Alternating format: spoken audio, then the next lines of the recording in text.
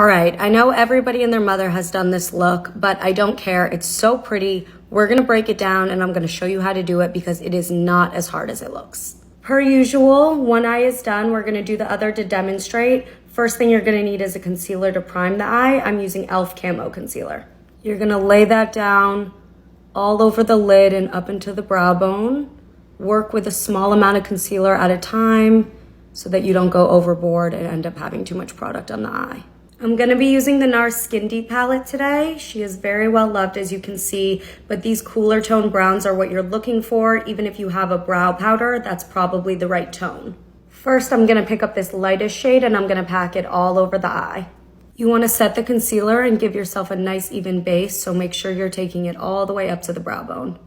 On a clean blending brush, pick up the warm brown tone. You can even use a bronzer. We're gonna take that brown right here in the inner corner above the crease, and then also in the outer crease area right here, and you're just gonna kind of tap where you want the product to go.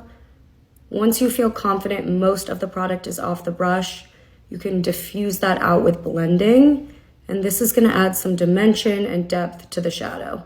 Next, I'm picking up this gray brown shade on a blending brush, and I'm gonna start to build that halo eye in the inner corner first. The key to this look is using a very small amount of shadow at a time.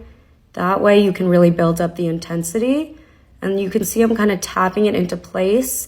And then again, when most of the product is off the brush, I go to blend out the edges. Now I'm taking that same brown shade on my e.l.f. Detail Crease Brush, and I'm gonna carve out my crease. Lightly blend out the edges with a relatively clean blending brush. And then with that same brown shade and the same blending brush, we're creating the other end of the halo on the outer corner. And we'll blend that shadow inward and diffuse the edges. Moving on to the liner now, I'm taking an angled brush.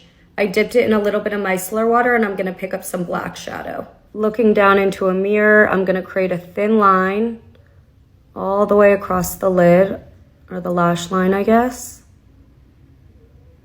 It doesn't really matter if you start at the inner or outer corner because you want the line to go all the way across. Let's go to part 2 and I'll show you how to smoke out the liner.